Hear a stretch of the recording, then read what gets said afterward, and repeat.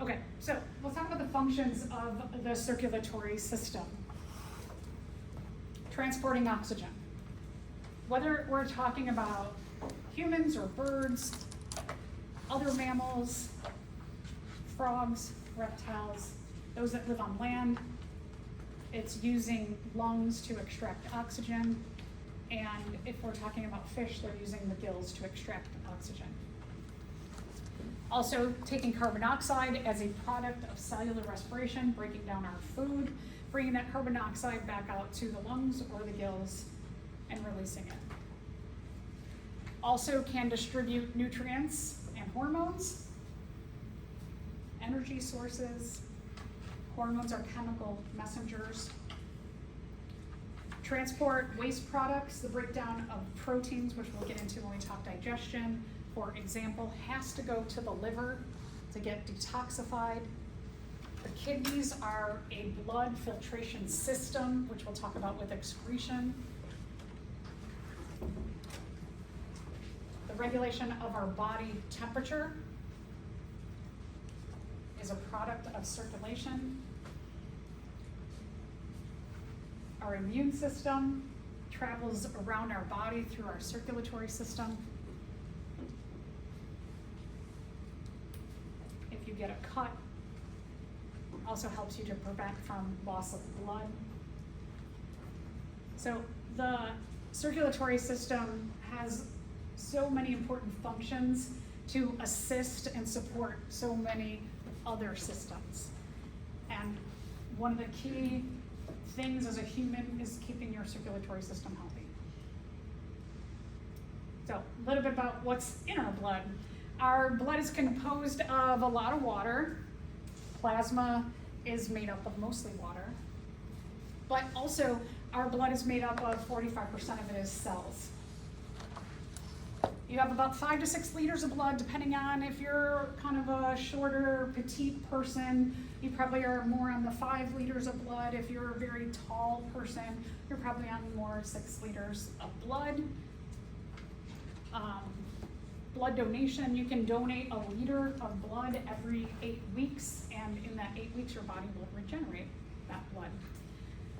Plasma is about 90% water, but there's other things that are dissolved in plasma, which include proteins, hormones, nutrients, gases, salts. A lot of things get dissolved into the watery part of our blood. Some things are carried on your red blood cells, for example. So let's talk about these important cells. They're also known as erythrocytes.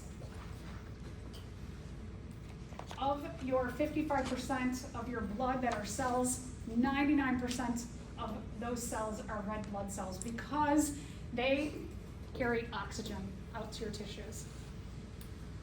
Oxygen is critical. We've talked about this before, that our metabolism, it does a lot better when oxygen is there to help us break down our energy sources. We get a lot more ATP, get a lot more efficiency out of our energy sources that we consume.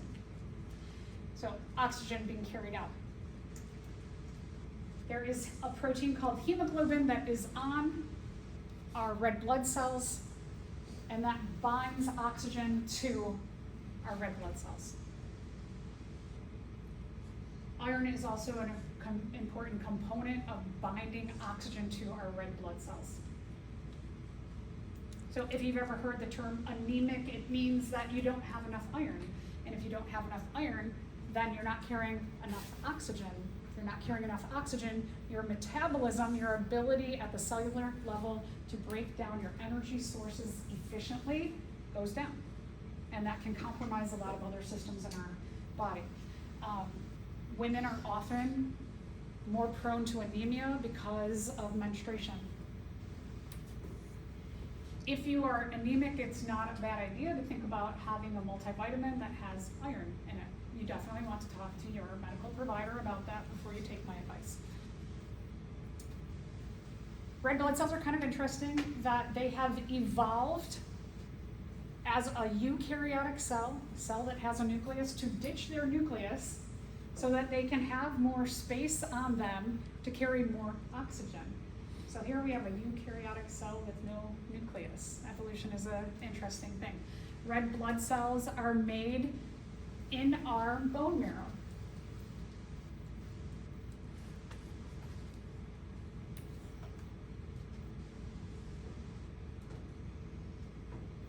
Red blood cells live about 4 months. Per second, about 2 million die and are replaced. So we are constantly pumping out red blood cells from our bone marrow.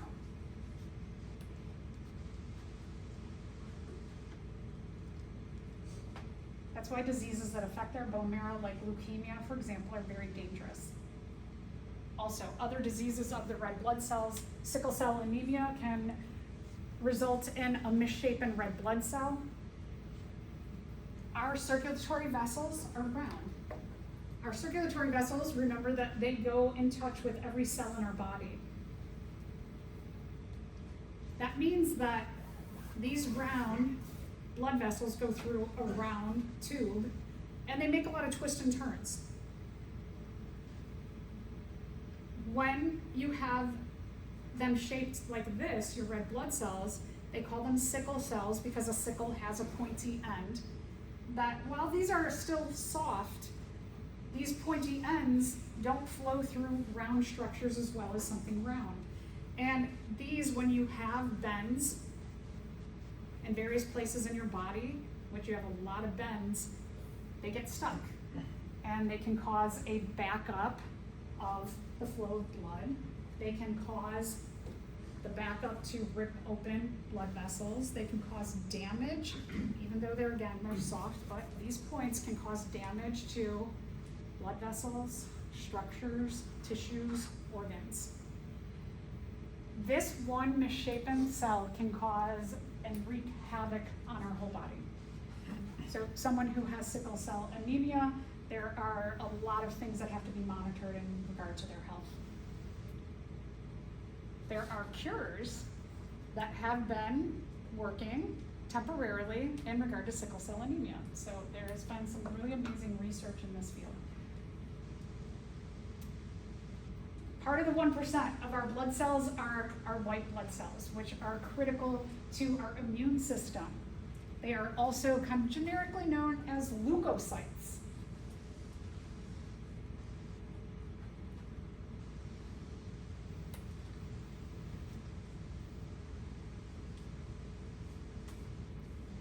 There are a wide variety of different kinds of white blood cells. When we get into the immune system, we'll talk about it a little bit, but if you take an immunology class or a physiology class, you'll learn in more detail the different kinds of white blood cells and then what specifically they do. The immune system is like one of our armed forces, where there are levels and levels and levels and levels and levels of defense.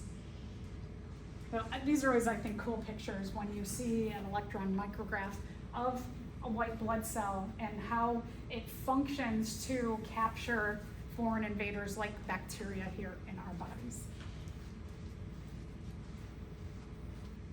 When white blood cells die, they will get absorbed by the body, or if it's in a localized area that really has a bad infection going on, it'll come out as dead white blood cells or pus.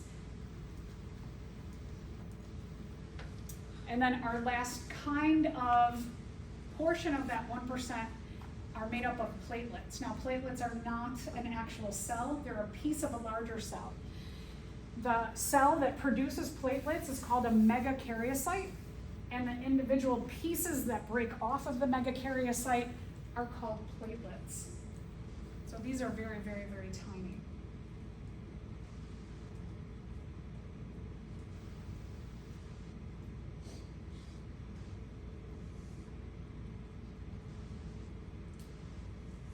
If you've ever looked at a blood slide,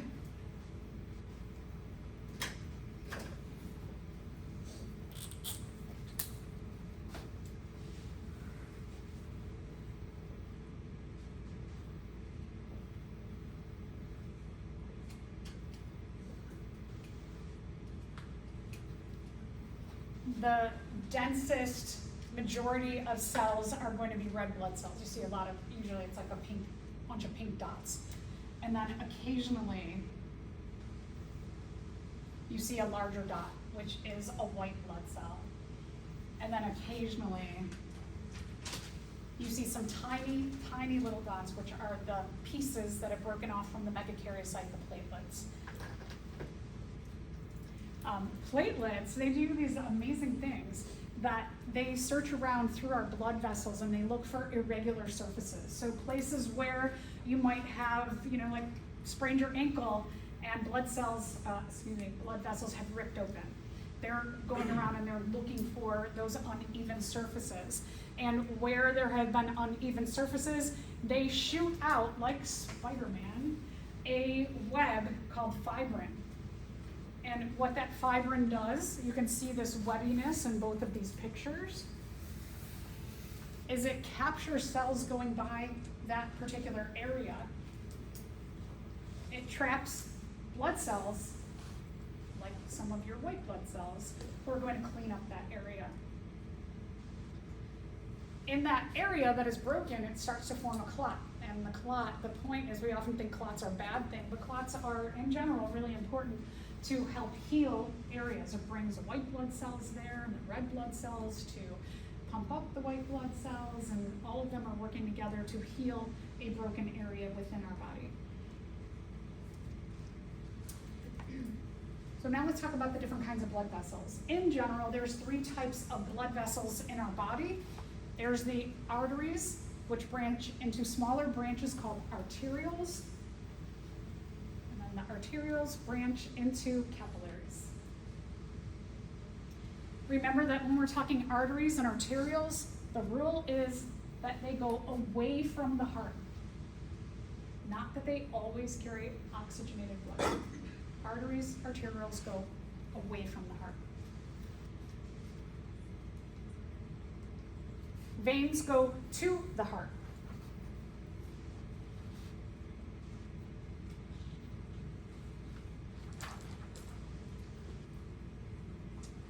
So you have the arteries and arterioles go smaller.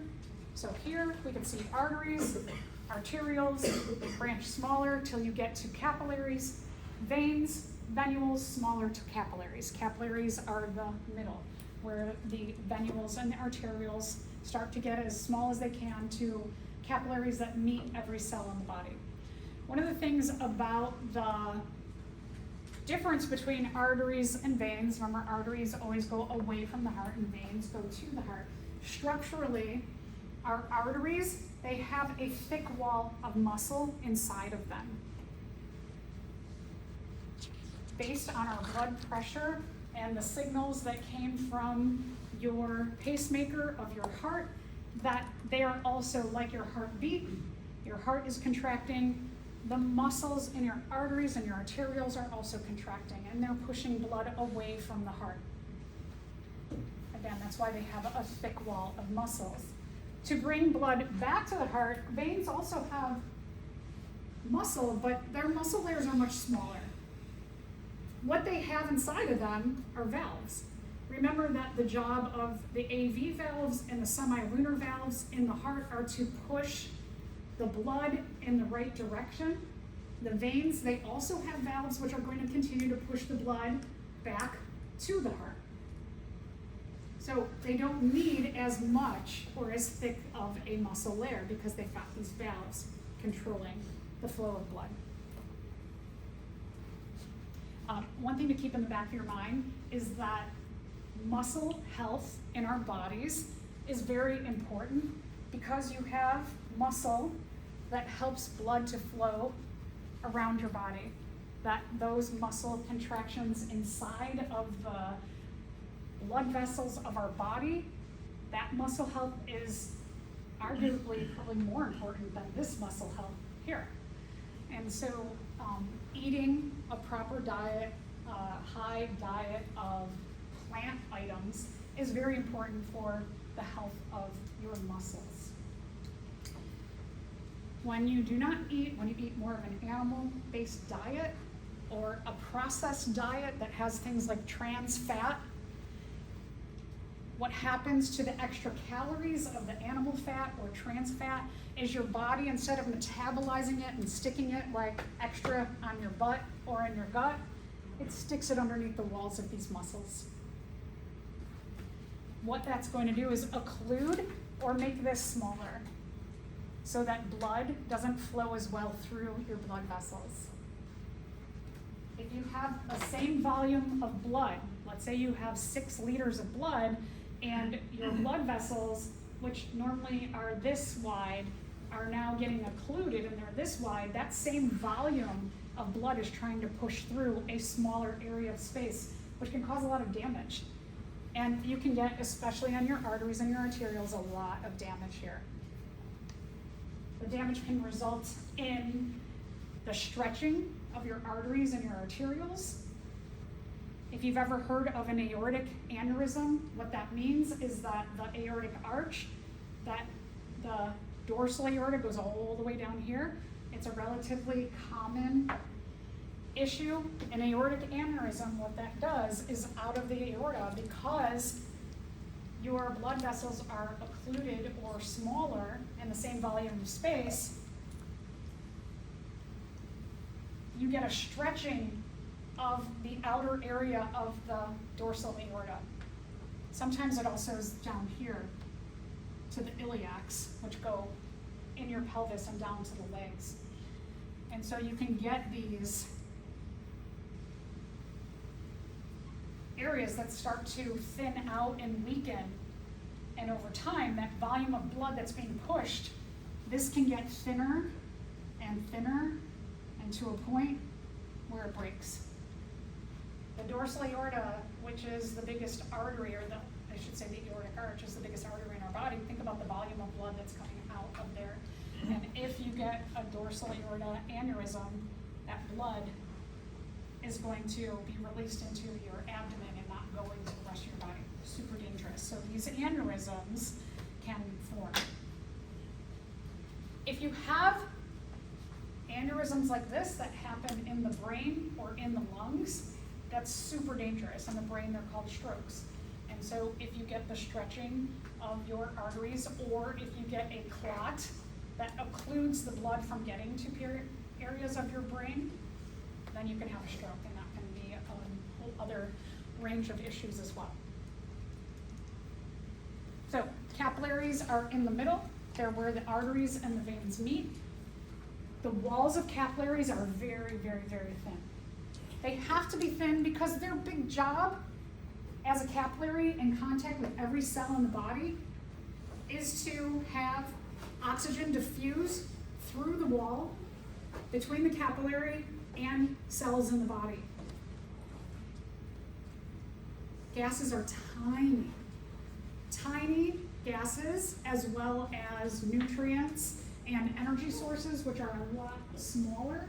They need a very thin wall to get through or to diffuse through. The capillaries are also from the cells picking up carbon dioxide. Carbon dioxide sometimes travels, some of it travels on the red blood cells, and some of it gets diffused into the plasma.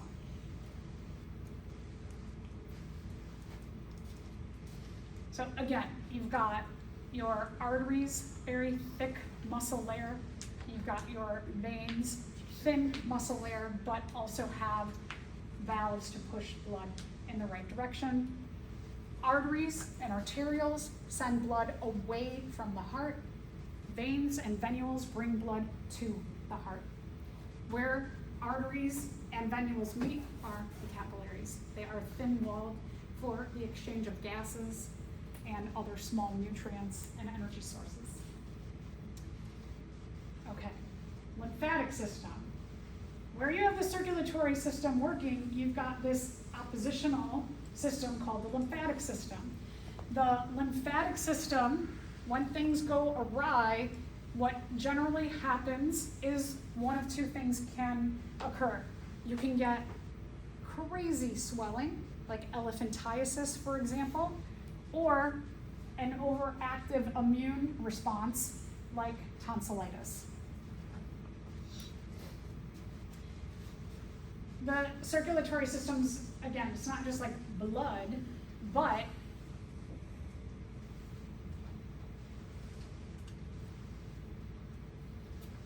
when you're thinking blood, you have to think about what's dissolved into the blood, and what makes up the majority of blood is water.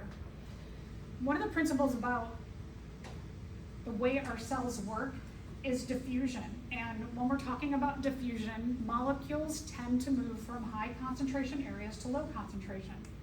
So our cells generally, our blood generally has a higher concentration of water than the surrounding cells and tissues.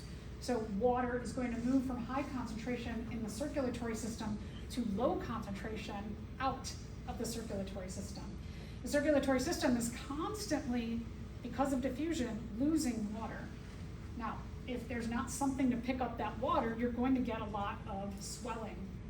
And so, where you have the circulatory system losing water, you've got the lymphatic system picking up that water and bringing it back into the circulatory system. So water, this is one of the big jobs of the lymphatic system, is to pick up that diffused water and bring it back. The lymphatic system has other jobs. It has an interaction with a variety of other systems and tissues as well, which we'll talk about all of the jobs. So one is, it's called the lymphatic system because a big part of the lymphatic system is not just picking up the water, but it's also all of these lymph nodes. If you go to the doctor, they usually, right, if you're going to get a checkup, what's one of the first things they do? They put their hands here and they feel around your head and they see if there's any lymph nodes that are swollen. There's also a connection with the lymph nodes and what happens in the lymph nodes with the immune system. So they're feeling around to see how are all of these doing, these lymph nodes that are here. The presence of our immune system in what I like to say portals to the outside world is higher, so that where you have like the doctor, PA, nurse practitioner, they're feeling around in here because you've got a lot of portals to the outside world in your head. You've got a mouth, you've got nose, you've got eyes, you've got ears. There's a lot of openings to capturing stuff in the outside world, so that when you have infections, they usually are entering somewhere in your head region. You also have portals to the outside world in your sweat glands, so you have various sweat glands on your body, breast tissue, when breastfeeding is happening, your belly button a little tiny bit, and then your urogenital system. So all of those are more vulnerable areas to foreign invaders, and that's why you have more lymph nodes in areas like, especially where you sweat the most, your armpits, your urogenital system, where there's openings, you'll have a lot more lymph nodes, and especially in the head, you've got a lot of lymph nodes in here. Also, the thymus and the spleen, they are important for producing lymphatic cells.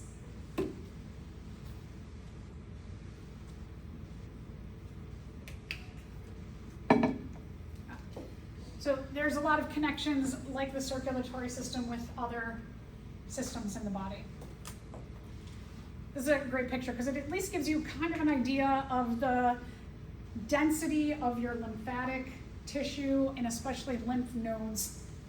You can see a lot with women, especially in this area, around the breasts, and then in the head. But you have lymph nodes that are all over your body. Okay, so let's talk about the function. So first function that I want to talk about is returning fluids back to the circulatory system.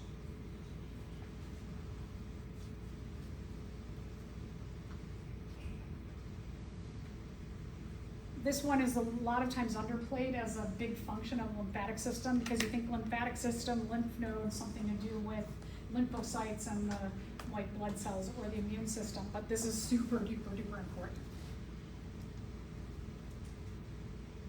So blood vessels, you have a continuous network throughout your entire body. We said that they go from arteries and arterioles to capillaries, venules and veins to capillaries. You have capillaries in contact with every cell in your body, so you can have the leaking of water out of your circulatory vessels everywhere you have cells in your body. Lymph capillaries oppose the circulatory capillaries. earlier that I said that the blood capillaries are very, very thin walled to allow for gases that are very tiny, like carbon dioxide and oxygen, to diffuse across. But water is also really tiny. And so water can also diffuse really easily across, which means that the diffusion process is pretty high in your capillaries.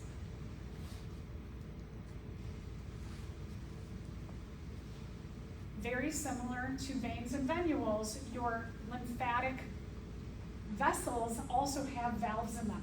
So they're going to be pushing the water out of, if you think about like your fingers that are often down most of the day, your feet especially, right?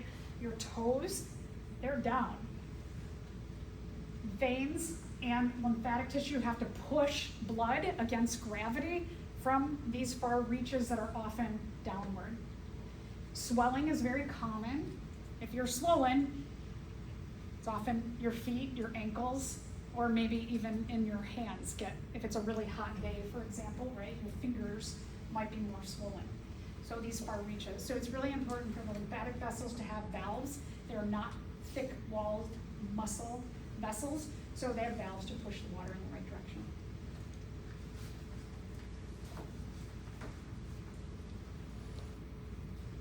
Eventually you get to the larger lymph vessels, which are more muscle layered,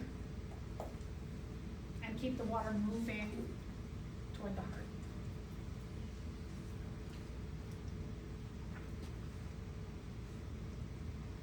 So this is a nice picture that shows you where you have your arteries and your arterioles and veins and venules, capillaries in the middle, that where you have those thin capillaries, vessels from the circulatory system, you've got these thin walled lymphatic capillaries also. Where water will leak out of the capillaries, it will go from high concentration of water in these in-between areas, which are often called interstitial or extracellular areas. Then that high concentration of water diffuses into the lymphatic system where it'll be low concentration.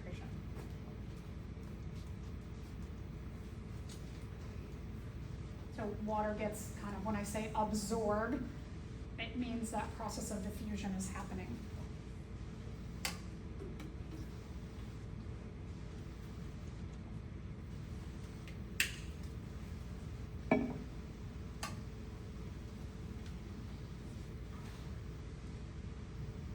All right, so when things go wrong with these capillaries, one disease, for example, is called elephantiasis.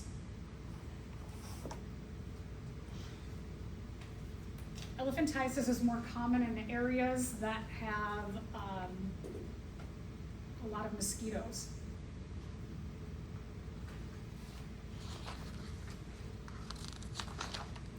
Also do not have good water filtration. So in tropical remote areas. There is a roundworm called Wuchereria bancrofti.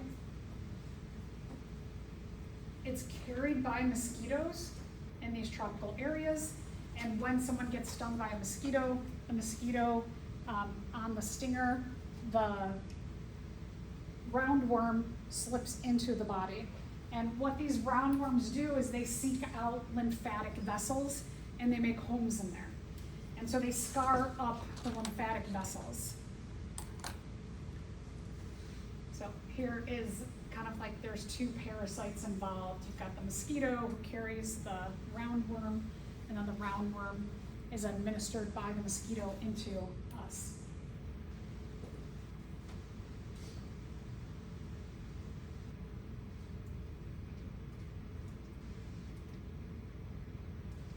So what happens, like I said, they'll scar up the lymphatic vessels. They like the ends, those kind of dead end areas, so you might get swelling in the arms or the legs.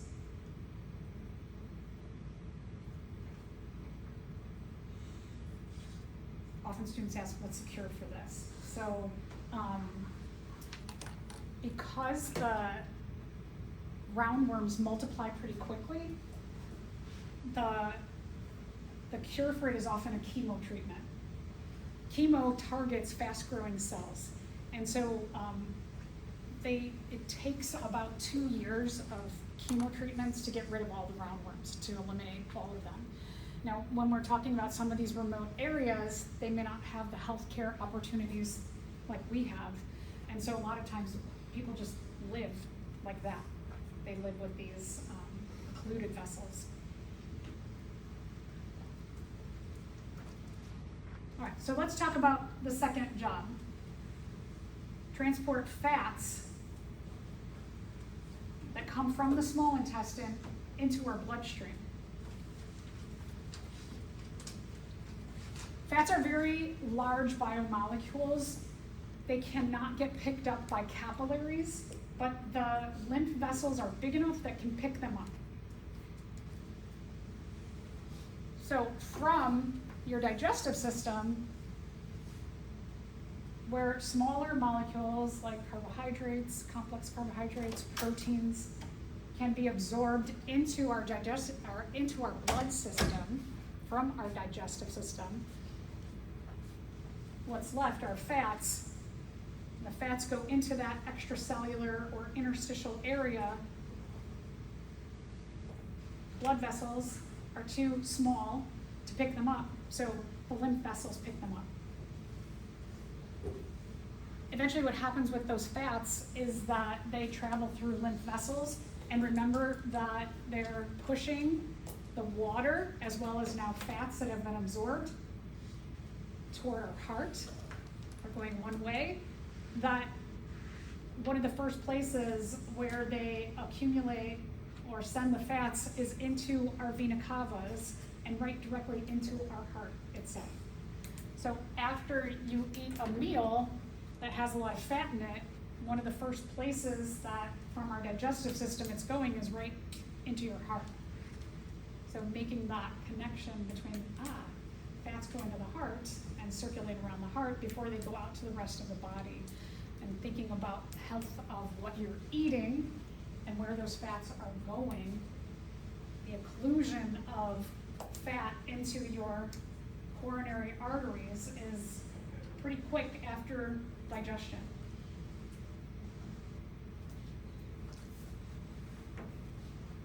So yeah, next time you eat a nice fatty meal, just think about what's going on with your heart. All right, let's talk about the third job. Third job is what we often associate the lymphatic system with, which is defense and its association with the immune system.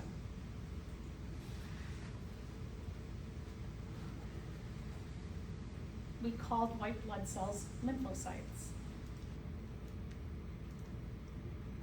So their job is to, mainly we often think about foreign invaders like bacteria and viruses.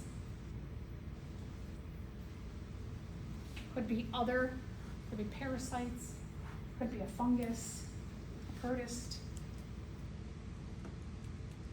Where you have portals to the outside world, holes in your body, openings in your body, you're going to have a lot more concentration of lymph nodes hold your lymphocytes.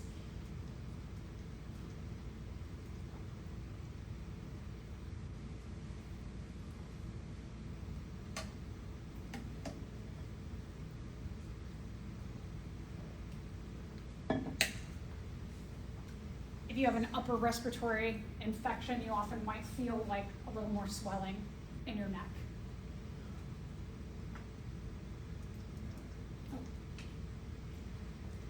Lymphocytes are produced in the thymus and in the spleen.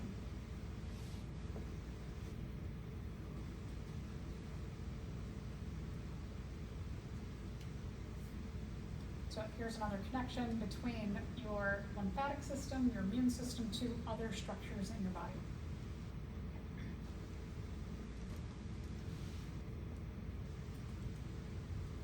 The lymphocytes work with what are called macrophages. Macro means big, phage means eater.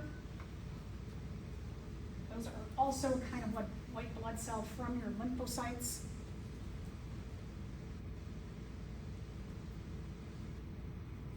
And they will eat up white blood cells that have attached themselves to foreign invaders.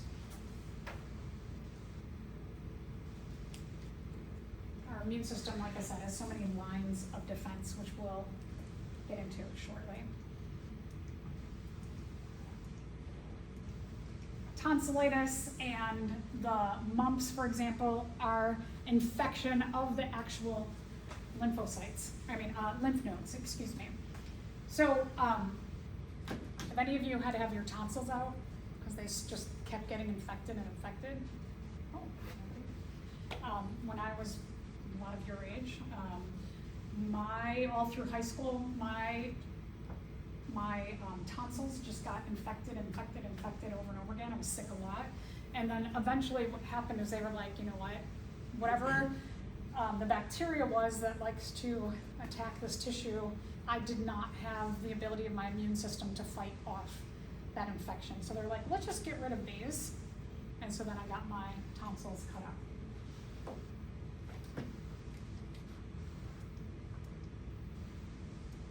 All right, fourth is to filter the spleen. The job of the spleen is to filter dead blood cells, and especially remember that your red blood cells only last about 4 months, and millions are being replaced every second. You gotta have a way to filter that out. So the spleen is a filtration system. Now, next question is always, what happens if your spleen is damaged? What do? Your kidneys will do that job. They'll make up for that. The kidneys are also, and the kidneys, the main job is to filter the blood. The spleen is a nice supplement to that. So you can live without your spleen.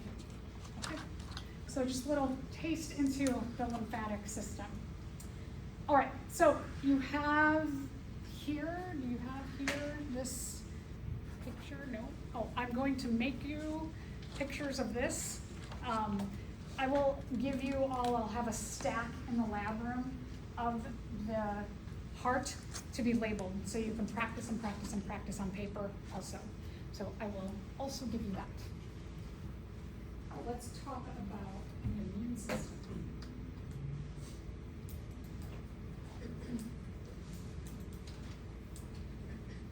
The immune system is our defense system against invasion. And when we say invasion, it could be a foreign invader. And sometimes we get invaded by our own cells, like cancer cells. So we'll talk about how we deal with all of that, any kind of like takeover of our cells. There are many lines of defense with our immune system. This is, I think, so fascinating that our cells go from trying to keep everything out to specifically targeting certain kinds of cells, and we'll talk about how they do that. So your first line of defense is called non-specific external barriers. Non-specific means it's not specific. Our external barriers, the outermost parts of our body and our immune system, they try and keep everything out. Whether we're talking about a piece of dust or the harshest invader that's out there. So we have different layers of our non-specific external barriers. First, you have your skin and your mucous membranes. So I think kind of interesting to think, oh yeah, our skin keeps stuff out of our body. So I want to talk about each of these. The skin is kind of dry. If we think about the interaction between the air, which is dry, to inside of our body, which is majority water, that our skin is a much drier cell than the cells that are inside of our body. The outside of our cells, our skin, it is purposefully able to exist in a drier environment than cells inside of our body because things like bacteria, protists, fungi, viruses, they need moisture to be more active. And so being drier actually makes for an inhospitable environment for them. So if winter or fall ever comes, we really have had some warm weather and really dry because we've had hardly any rain. when the moisture in the air starts to go down, when the humidity goes down, when we get into our colder temperatures, one of the things that you really want to be conscientious of is your skin, and watching that your skin doesn't get too dry. When you have really dry skin, I can tell when the moisture goes down because my lips get really, really dry. I am a mouth breather. Talk. My nose was broken a few times playing basketball, so my whole life I've had this like kind of sideways septum that I have to breathe more out of my mouth, and that makes my lips drier. When the humidity goes down, I need to use a lot more lip balm. If you get cuts in your skin, what you're doing is you're opening up your skin to infections. And so if you're noticing like your hands, you're somebody who does a lot of hand washing, and you notice like suddenly this month or next month that they start getting a lot drier than normal, you want to make sure you carry a moisturizer with you so you don't get cuts in your skin from the air being drier, so that you open up yourself to infection. Wherever you have a portal to the outside world, where you have a hole that opens up your body to the outside world, you have mucous membranes also. So our mucous membranes, they produce gooiness. So if you think about like your mouth, you produce saliva, you have earwax in your ears, your eyeballs, you produce tears. All of those fluids, they have lymphocytes, they have lysozymes in them. Lysozymes, they are vesicles that have digestion enzymes in there. So if something gets into your eye, your mouth, your ears, it's going to digest whatever it is. Could be a virus particle, bacterium, or it could be a piece of dust. And so they're going to just digest things that come into those portals. We also have cilia. Cilia are little extensions on cells that are kind of like little tiny hairs. This is a respiratory surface here. So if we're thinking about like in our pharynx, the back of our mouth, or our trachea that goes down our throat, you have cells that have copious amounts of cilia. So lots of these little tiny hair extensions that are sticking out.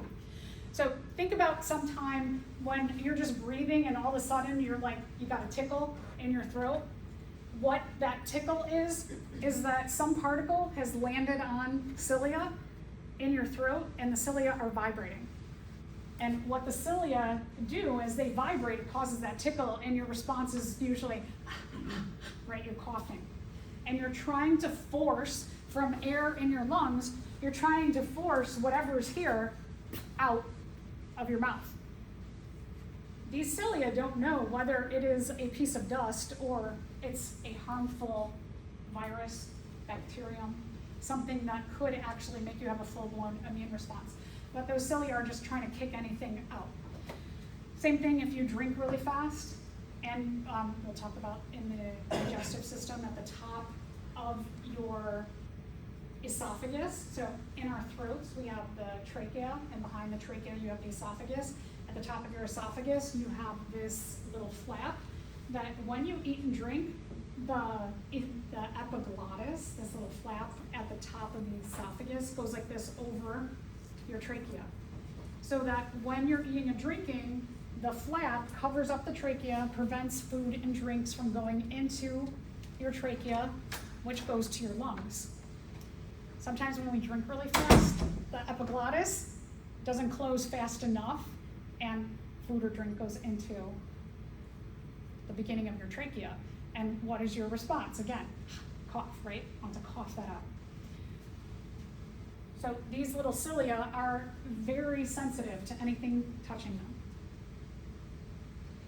If you swallow something, it goes down to your stomach. Stomach acid, it's really important for digestion, but it's also important to digest any foreign invaders, like those lysozymes that are in the mucus within your portals to the outside world. Again, all of this, anything that comes in, from dust particle to a really, really harmful agent. All right, so something gets by all of these external barriers, non-specific external barriers. We go to our next line of defense. Our next line of defense is called the non-specific internal defense. We call that our innate immune response. Non-specific again, going to kick out anything from virus particle to dust. And we have different lines of this defense too.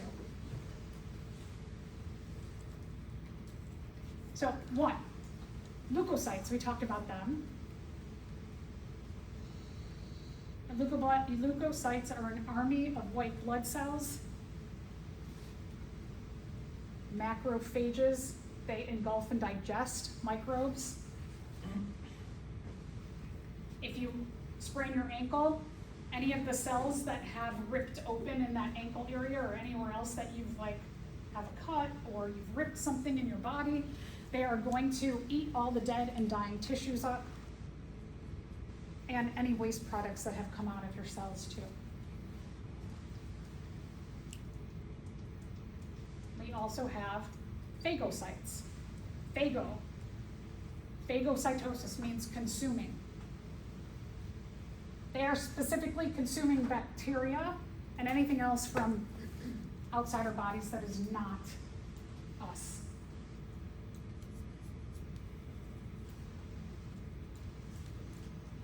Another line of this defense are natural killer cells.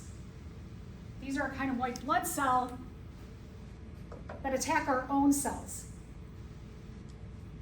Cancerous cells or cells that are infected with a virus. So our own cells that have been infected by a virus or cancer cells. A cancer cell is a cell that grows uncontrollably. It just stays in mitosis, and it reproduces and reproduces and it reproduces. Every day we have cells that are technically cancer cells, and our natural killer cells are on the look. They're on the lookout to find those cancer cells and they gobble them up. Cancer cells have different kind of levels of sneakiness. There are different kinds of cancer, and so sometimes our natural killer cells, they look at a group of cells that are growing uncontrollably and they're like, and those are the dangerous cancer cells for us. It's the ones that trick our natural killer cells and be like, don't look at us, we're not here, we're not here. And our own body's system is tricked by, and there's a whole bunch of different mechanisms. If you go on to take oncology class, you'll learn so much about all the different tricks that different kinds of cancer cells have. So part two, besides our white blood cells, you have what's called the inflammatory response. There's so much research going on about inflammation because we're finding that sometimes our bodies produce an inflammatory response and they don't know why. So if you've been hearing a lot about this inflammation, and inflammation might be related to certain diseases in certain ways, sometimes inflammation happening for who knows why, there's so much that's going on in this area. Inflammation generally is a larger injury. That when I sprained my ankle, what happens is skin tears open. And upon the tearing open of our skin, we release, or cells within your body, they release signals that say, hey, we are ripped open. And so you have a variety of things that are going to cascade or happen here. So first, you have mast cells that release histamine.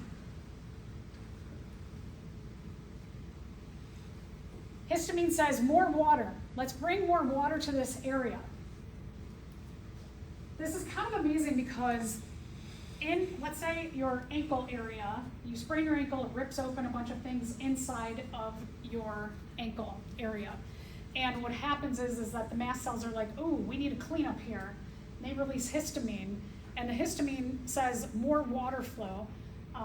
In that area, you need to attract a whole bunch of cells that are going to come and eat up, the phagocytes who are going to come and eat up all of those broken open cells. So you need more space. And so the swelling makes more water, and the more water just makes more space for more cells to work in that area. So swelling initially is really important. It's an actual good thing. Once swelling goes on and on and on, then you're like, wait a minute, why is this inflammatory response still going?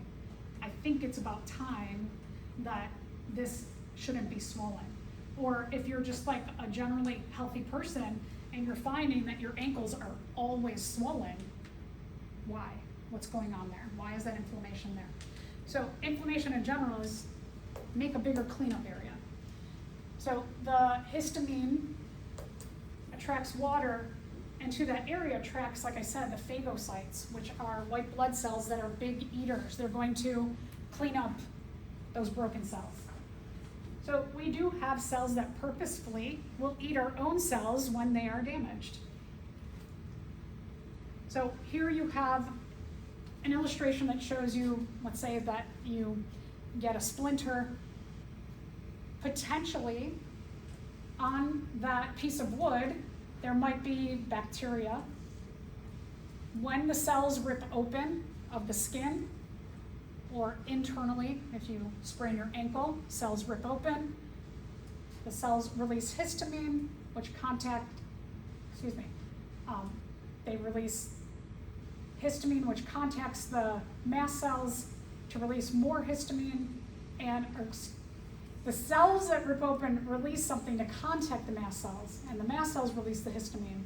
And the histamine says more water, and also tells these phagocytic cells come and gobble up our broken cells, as well as any maybe foreign invaders to that area.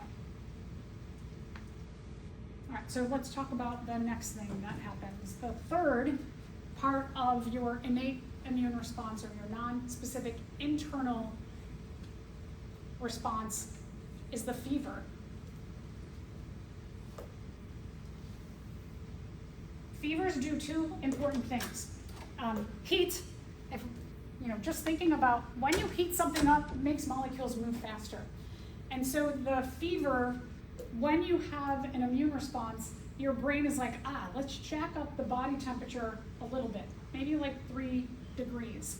About a 101 fever, somewhere between like 99 and 101 is a really good thing, because what it does is it makes your white blood cells move faster. It gives them that little like, ooh, here's some heat, we're gonna move faster. So it gives them like a free boost. Most invaders in our body, they like our body temperature to work at. When it gets hotter, they don't like it. So that heating up makes our immune system work faster, and it makes foreign invaders slow down. So it does those two nice things there. So fever, low grade, what we call a low grade fever, is really a good thing. Some white blood cells, when they notice that you have some kind of infection invader going on, they release endogenous pyrogens, which travel through the blood to the brain. And they say, hey brain, something's going on here. I need some help for the white blood cells. So the endogenous pyrogens are the thing that gets released by the white blood cells to tell the brain, let's jack up that temperature, give a boost to our white blood cells.